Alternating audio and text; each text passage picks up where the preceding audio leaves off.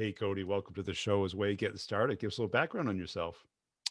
My name's Cody Yulon. I live right outside of Philadelphia. I've been in sales and the B2B market since I graduated college, so about 9 years now. And what got you into sales? Um, I think my father did. He was always pushing me to be in sales.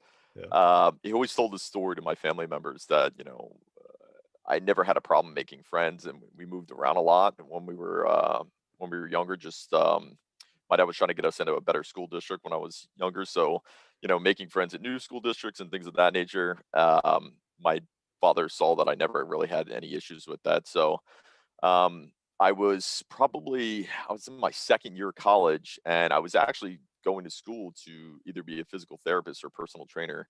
And I was really into kinesiology. And I got to a point where I interned for two practices, and I knew it wasn't a fit for me. So I went to the Penn State Career Center, and they gave me a couple personality tests, and they gave me some career aptitude tests, and it came back either radio talk show host or a salesperson. And I said, okay, let's start with sales. So, and the rest is history from there.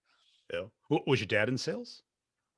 My dad wasn't in sales, but when he retired, he would do a lot of limo driving. After he used to be a truck driver his entire life, so he was always talking to salespeople. Right, he's driving VPs of sales, and for a while, right, I was looking at getting into either into pharmaceutical sales or medical device. And everybody that my dad drove from those companies said, tell him to get into tech. Tech's where it's at. Tell him to get into tech. I was working, it was my second job out of college, and I was working for an IT staffing and consulting firm, a young kid on Wall Street, New York. I'm from Philadelphia. I don't know New York that well. And I'm selling to Fortune 500 banks, IT and staffing, right? I didn't go to school for IT, so I had to learn a lot of it on my own. I actually made a lateral move to a startup company in the tech space that I really thought was, cool. And I learned a lot about how to run an organization from the ground up. And, that took me to the role that I'm at now. And I love the company I'm at now. I've been with them for a little over 4 years now. And I don't see me leaving anytime soon.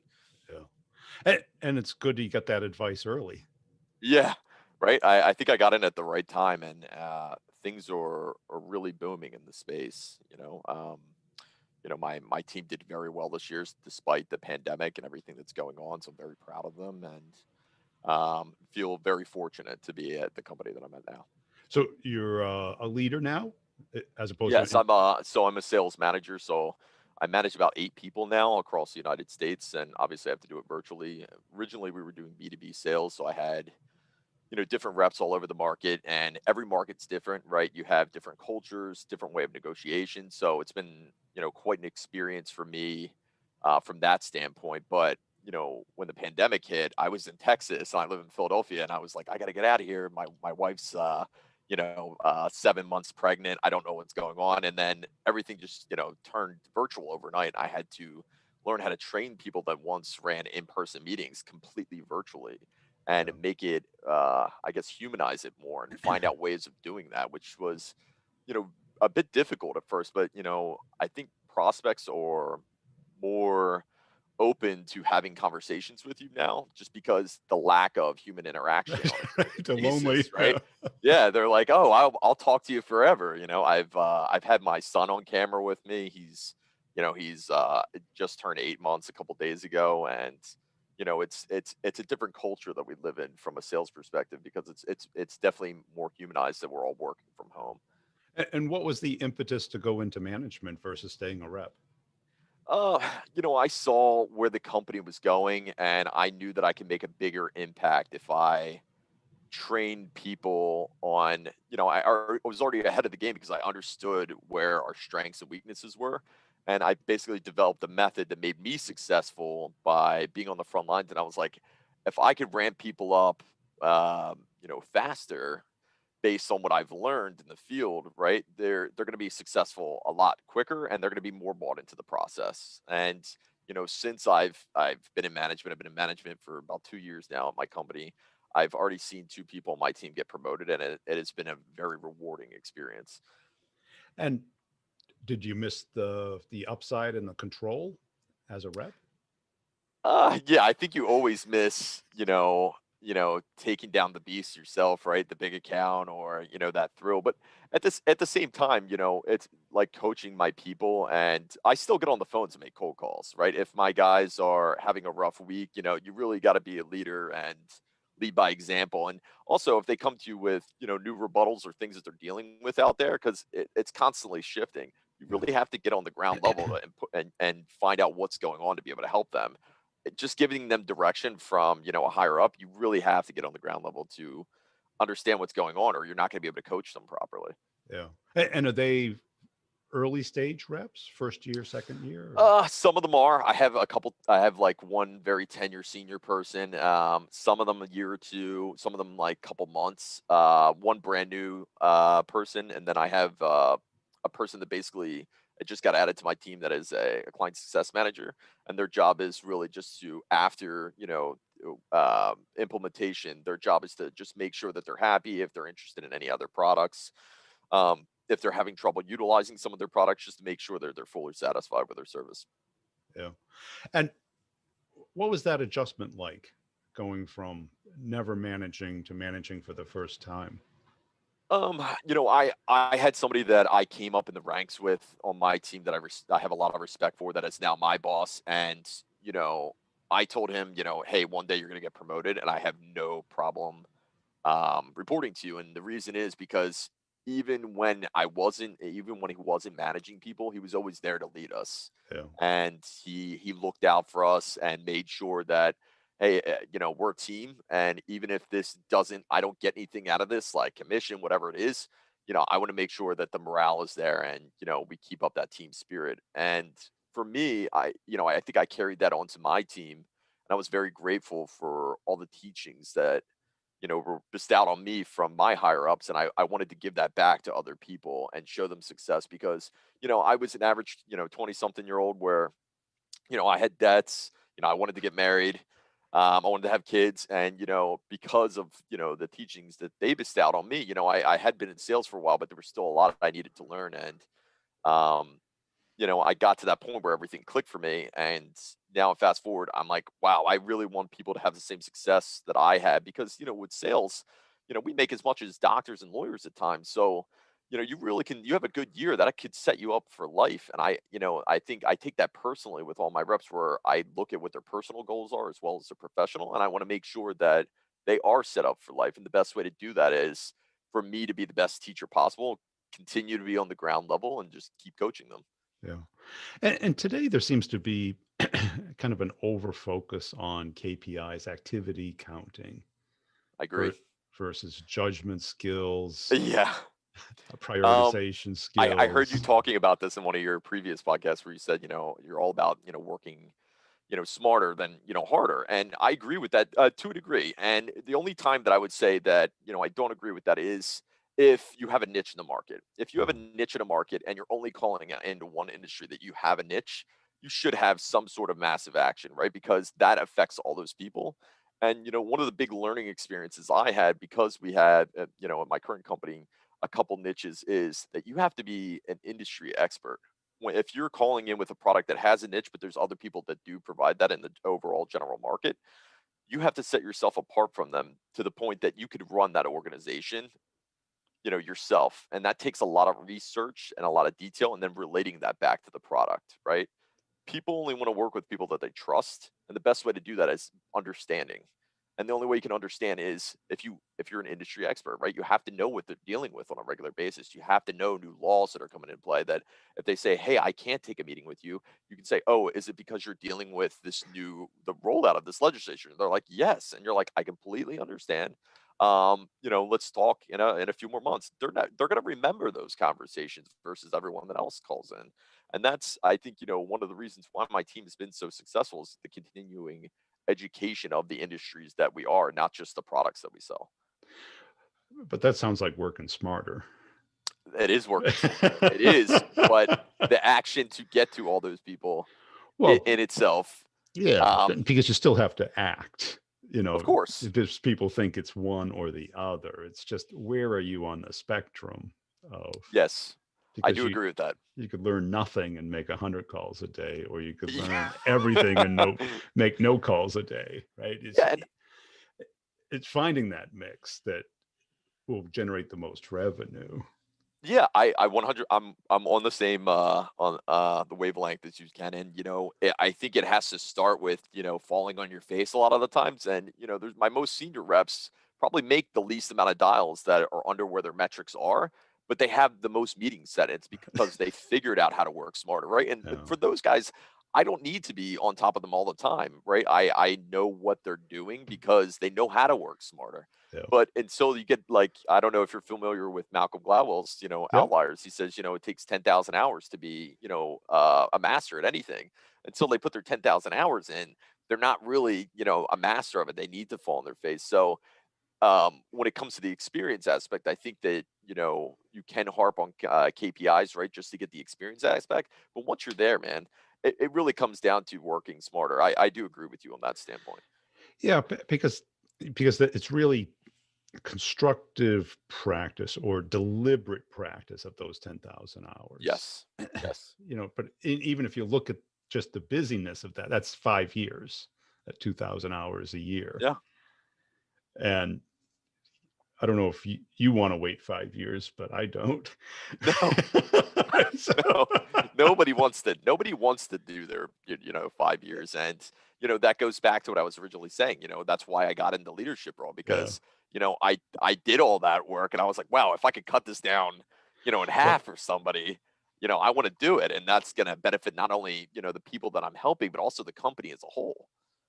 and you can do that, but the other person needs to be ready. Like the statement, this, when the student is ready, the teacher will appear. Mhm. Until they're ready, they have to do the 50 dials a day Yeah, because they think they know it, or they think they they do. don't need to know it, until it's like, wow, this is smart. And they see somebody next to them doing 10 dials a day and making twice as much. They're like, you know, is it unfair? Is that person doing something better than me? Exactly, and until they figure that out and it clicks for them, they need to make those dials, right? Yeah. They need that experience, right? And that's just is what it is. Um, and I think people get away from the revenue aspect and focusing on revenue, because the end game is revenue, right? Yeah. At the end of the day, it's, are you hitting your numbers? And if you hit quota 5 months out of the year, right? But you're well over quota, it's like you're still doing something right, because the end game is to get that revenue and by the end of the year Yeah. and hit your quota. And to go back to what you were saying before, I think culture is a huge aspect in a sales organization these days, right? For working smarter. If you're a Karate Kid fan, Mr. Miyagi says there's no bad student, only bad teacher, right? And I was, definitely experienced that in my first couple jobs where it was toxic. They weren't willing to get on my ground level and help me, do the work or do any, work outside of what their requirements were to really better me as a sales rep. And that's not the company that I'm at now. I mean, everybody goes above and beyond to help each other and just to make things better for each other, make them easier. And that's it, because it does come down to culture. Because if the manager isn't seen as a resource, somebody there to help you, and trust isn't there, then you kind of play business. They fake the dials, they fake the emails, they smile and nod, Yep. as opposed to coming to you and saying, I'm kind of burnt out doing this. How can I do it better to be more effective and have it be more fun? And or what do you think I'm doing wrong? Or what could I do better? Yeah, of course. Uh, And if you have a manager like that is so focused on KPIs that is not really utilizing the data at hand to say, how can I make this better? Are our resources that we were using not providing the results that we need? Then something's got to change, right? And um, I think a lot of managers just want to do the status quo and say, hey, here's what the requirements you got to work within. If you don't hit it, there's something wrong with you. right. Yeah, because you got to get into it with them, because then you got to be on the same side. If you're not on the same side, it's a game playing. Yeah. And It's funny that you said that because our company logo motto is "In it with you," right? So that's what we say on a regular basis to our clients, and that's what we want them to know is, from a tech perspective, you're promised the world, and then it gets the implementation, and the sales rep just leaves, right?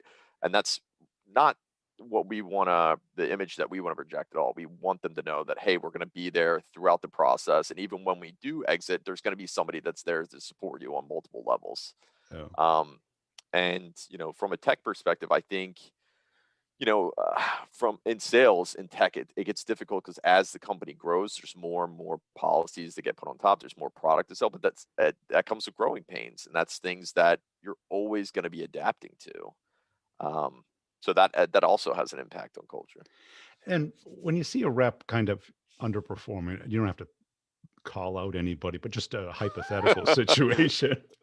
Well, because how do you diagnose? Is it them?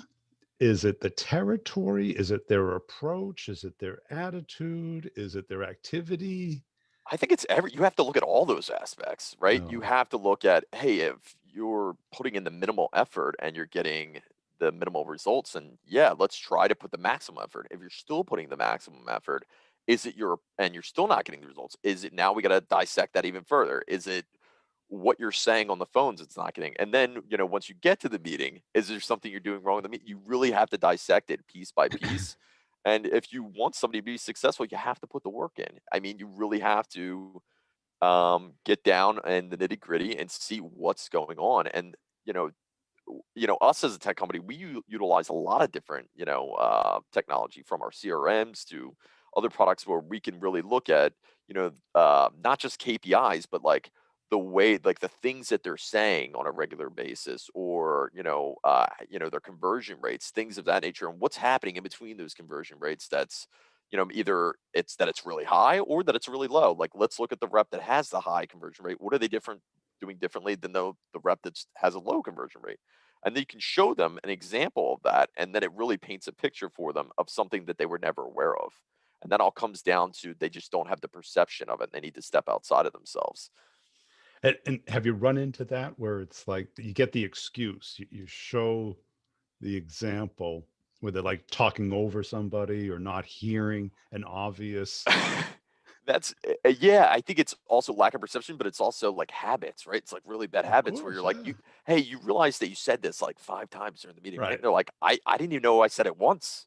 And you're like, you said it a bunch of times, and they're like, oh, I don't even want to be the guy that says it once. It's like, all right, well, let's listen to the call so you can hear yourself saying it. I'm like, you have to make sure, are you blacking out during these meetings? Like, what's happening? So, I think the hardest thing for people is coming face to face with the reality of it. And the reality is, people don't want their egos hurt, but you have to check your ego at the door and just say, hey, like, I'm not good at this. And I do need to take a long look in the mirror and say, this is something I have to work on, or I'm not going to get better. And, as a leader, you have to say, hey, I was there too. This is what I used to. I used to be even worse than you. You're better than when I started. Yeah. And I think, there's a lack of human compassion with a lot of managers, and that's due to the culture, right? It's a trickle down. They, um, it's like your parents, right? Your parents raise you a certain way. You think, oh, this is how I should raise my children, Right. right? But it's like, hey, things have changed. You have to gain a little bit more perspective, and that comes down to culture. And how do you gauge how fast you can develop them? Meaning like the changing of like the person, like they say, like which is very common today. They use the word like or there's kind of these filler words that can be Yeah. really annoying to listen to. I think the filler words come from a lack of confidence, right? And, I've noticed it with a lot of reps that are just not confident in what they're saying. And because they haven't gone through the full process yet, or they haven't had a success, and they're saying my words that I've taught them, but they Yeah. don't believe in the words yet. So they use those filler words to make It's it more parroting. believable. Yeah. Yeah, exactly. And I think that just takes time to get over. And once they see the success, they can say it with utmost certainty because now they believe in it, right? Now you get Yeah. them to believe in it because they've seen that it really does. All it takes is one customer to say, "Hey, thank you for, cold calling me. I never take cold calls, and this has been a very rewarding experience, and you've actually provided a lot of value to my organization." I had a rep where that was said to them last year, and they completely turned it around. I mean, it was like night and day, their presentations, everything. And they actually boosted the team morale more too. How about like the challenge of since not all the reps are equal No. in capability or in production, and some managers kind of want them all to be equal, but that's against nature. It's It's not never gonna happen. Yeah, and right. if you have that expectation, you're gonna drive yourself nuts. And, I always compare it to, there's one person that's the life of the party, and there's other people. Everybody brings something to a party, right? Yeah, Maybe somebody's someone's the cleaning up. jokester, Yeah. somebody's cleaning up, right? Everybody brings something different to the party. And one of the things I always tell my reps, I say, hey, at the end of the day, I don't want you to be me. I'm not training you to be me. I want you to be you. I hired you for a reason, and that was for you.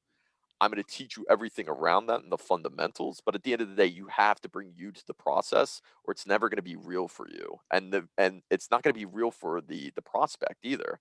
You have to bring you to the table. And if it's like making a joke, or the way that you speak to somebody, obviously I want it in a professional manner. But if you don't bring you to the process, it's you're never going to own the process the way that you want to, and it's never going to feel good at the end of the day. And how do you prevent that in yourself? Because that's kind of the classic early stage manager mistake, is wanting everyone to sell like them, be like them, have the same values, motives, style as them. Yeah, I think, and it gets to a fine line where like you have to really sit down with them and have them listen to what the way they're approaching things, and compare it to something they do in real life. Like, for example, I had a rep that was very passionate about talking about politics, right? So I said to him, yeah, well, not on meetings, obviously, but outside, if he Uh, knew what was going on. But I was like, hey, how come you never talk like this? You're not oh, the passionate about passion. when you're on calls, because the way that you're right now that you're talking Yeah, about this, like, if you talk like this about our product, and how we're helping out other organizations, I would buy from you.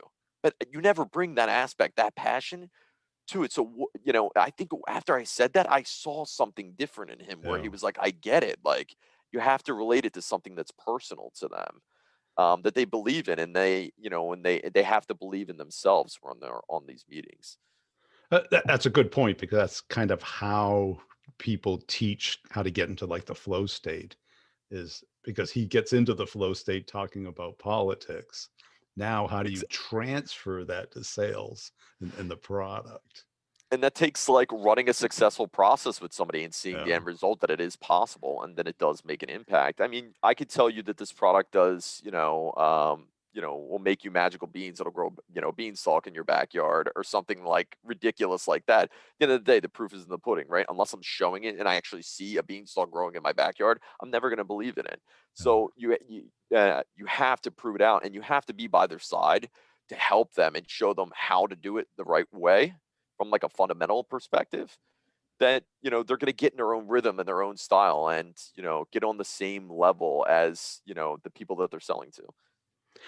And how about as far as the identification during the hiring process? What do you look for, or what have you gotten a false positive about, where you're like, you thought somebody was going to be, Personality is a big thing, right? uh, So obviously we use some personality tests that we look at, right? And we've kind of narrowed it down to a degree. And there's so many different personality types, and that's another thing with, when you get into management, you have to manage all these different personality types. Like, I can't treat this person or give feedback to this person the same way that I give feedback to this person. Some people are like, I don't care if you're a jerk to me, just give it to me straight up. right? Some people, I got to sugarcoat things, and I got to tell them a story, and I got to hold their hand through the process. And that's fine with me, right? Because I want everybody to be happy at the end of the day. But it is a very difficult thing to do. Um, so when I'm hiring, I look for similarities, and I ask them situational questions of how they would react if I put you in this situation, versus just looking. I like, if they show me numbers and they go through everything, like, I'm like, that's great, but I want to see like how you would react if I ask you certain questions, because that tells me what your personality really is, and I can see if you're being real with me or not, right? And there's a lot of people that come in with great resumes, and then I've had people that have lack of experience, but I see raw talent in there based on how they run the interview, which has really surprised me. And I've gone with my gut on decisions where other people are like, a bit old school, and they're like, this person's never going to survive, and they've been one of my top top performing people. And when you say run the interview, is it how they kind of guide you through their background and why they're a great match? Or is it their questioning about how you're going to make the decision? Or just your enjoyment of the conversation? I think it's a couple of those things, right? If you aren't comfortable with just having a laid back conversation with me, because that's what it is, an interview, right? They're interviewing me and I'm interviewing them. Um, if I don't see some aspect of true nature in themselves, I I probably am not going to hire them because I'm looking for a person that's able to show other people that they're a real human being, and they're doing their job to present them something, but at the end of the day they are bringing themselves again to that process. And if you can't do it on the first interview with me, I'm not going to be able to pull it out of you once I do all the training and get other people to see it, because if I don't see it, other people aren't going to see it. Oh. And is there any particular red flags? Let's say they have great background. The interview's okay, but you see something that you're just like, ah, A lot of passive aggressive comments about like former companies and things of yeah, that nature, where it's like, deflection of blame. yeah, and it's like you have that conversation and maybe I ask them a question and they never give me an answer to my question. They go on a rant about something that has The nothing to do with what listening I'm talking skills. about, and Yeah. it's like, all right, so if I was a prospect and I asked you a question, you would just go on a rant about something that has nothing to do, or you're not here. You have to be here now in the moment. And I Yeah. think there's a zen to sales of people think that you get into sales because you're a good talker. It's not true. And you don't get good at sales until you become a good listener, because you don't even know what to say unless you hear what the prospect is saying. And people want you to hear them and they want to be understood. And people that actually, and it's psychologically proven that um, if you listen to a person, they're more inclined to hear you out, right? Because you were Right. respectful enough to hear them out, right? So, when I'm interviewing, I'm looking for qualities like that. Can this person have a genuine conversation with me?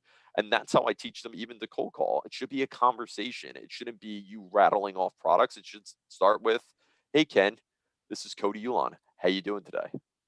Right? Not versus, "Hey Ken, this is Cody Ulan calling from so and so, and I have all these products," and I'm like, "Whoa, whoa, whoa, whoa!" I ask my reps all the time. If I introduce you to somebody at a party, would you walk up and literally say every aspect of your life? "Hey, I'm Cody Ulan. I like long walks on the beaches, and Netflix is my favorite Rainy streaming service. Have days. you?"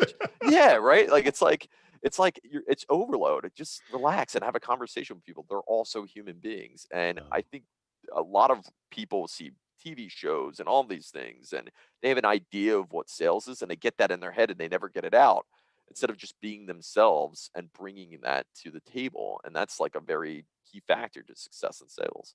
yeah. Cool. Hey, I really appreciate your time today. Where can people go to connect and follow you? LinkedIn, generally LinkedIn. I know like everybody says that, but yeah, Yeah. LinkedIn's the best until there's another platform to compete with LinkedIn. It's LinkedIn for now. And are you looking for anybody or anything right now? Looking to hire or Not right now. We just brought on 2 people, but, maybe in the next year, we might be expanding into further territories. So yeah, I mean, connect with me on LinkedIn. I love, having sales conversations. If, anybody wants to share details of, something they're struggling with or just want to bounce around some ideas, I'd love to have that conversation.